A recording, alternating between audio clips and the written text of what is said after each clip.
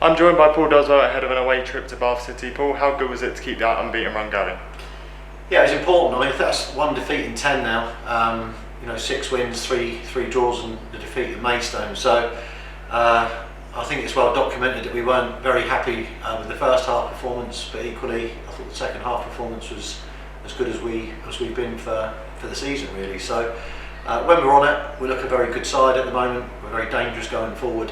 And defensively, we've done well, kept clean sheet. So, clean sheet on Saturday plus a better second half performance put us in good spirits for this coming weekend.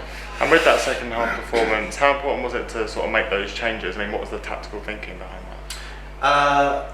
The tactical thinking, if I'm being absolutely honest, was Wally had a hammy, so that was a change. And obviously, Wrighty started on the bench because he's had this problem with his knee for the last sort of 3 or 4 months, and that week in particular it was very sore, so he just couldn't have started the game. So Tommy come on virtually at half time. I thought the immediate 5 minutes before half time we got more control of the game through that. Scott Rendell was a straightforward change for Stephen Payne, who also picked up a knock. I thought Scott was an outstanding number 9's performance, clever, very technical performance. And then Josh Passley came on for Benny, who had the best half against Illich.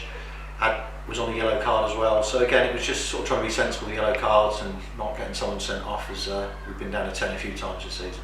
Looking ahead to tomorrow, we're going to a struggling Bath City side. Yeah, but it's struggling in inverted commas, because if you look at the games as I've seen, they certainly deserve to beat Slough. Could have been 4 or 5 on the night. I thought they were tremendous against Dulwich with 10 men and had chances at the end to have won that game as well. And I think they've been in every game. It's just moments in games. So, we've never found it easy going to Bath. They've got an excellent manager down there in Jerry Gill, who I know very well. He's tactically going to set up against us as well, so he'll set up against each team as he sees. And they've got some very, very good players. Everyone knows about Smith and his ability to score goals from 25 yards out. Although that's not happened for him this season, he's got the ability to do it on any given day. The boy Jones, technical, from Bristol Rovers, Elliot Freer, we tried to sign him in the summer, got a wand of a left foot. But their main, for me, their main two is Cook and Fletcher up top. I think both of them have got, 17 and 13 respectively, so that's a 30 goal front two partnership. And as I said, if you look at it, whilst Bath's position, shows them in that bottom 5, bottom 6, I think on their day they're as good as anyone. And you've only got to go back to when they played here. They deservedly won the game on the day, outfought us, outplayed us. So we're very, very aware of that defeat against them, and we're very aware that we've got to be on the game tomorrow. And one thing that will help that game is the fantastic away support. Yeah, we've got a big away support coming down tomorrow.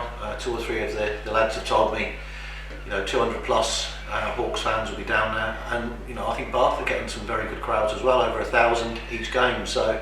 It looks like on a bank holiday there could be maybe 1,500. There'll be a good atmosphere.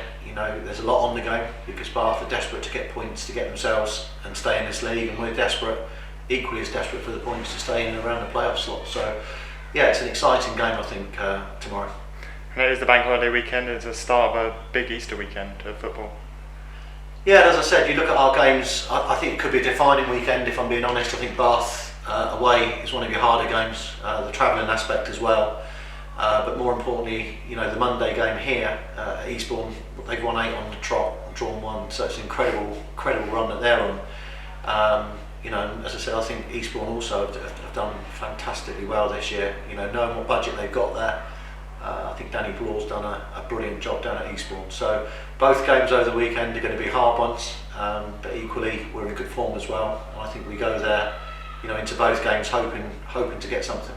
So you think after this weekend it would be a sort of good indication as to how the final 4 games may play out? Yeah, I think so. If we ended up with 2 defeats and St Albans won both games, or Hungerford won both games, and you're 6 points adrift with only 4 to go, then then it becomes almost impossible. So on that basis it can be defining. If you pick up 4 points, which would be a good return for us, I think, then it would leave you right in the chase for the last 3 or 4 games. So it's important. It is an important weekend. There's no getting away from it, but for me, if you're in football, these are the weekends that you look forward to. Can't wait to get down in the car tomorrow and get back here for Monday. Lovely. Thank you very much, Paul. Cheers, then.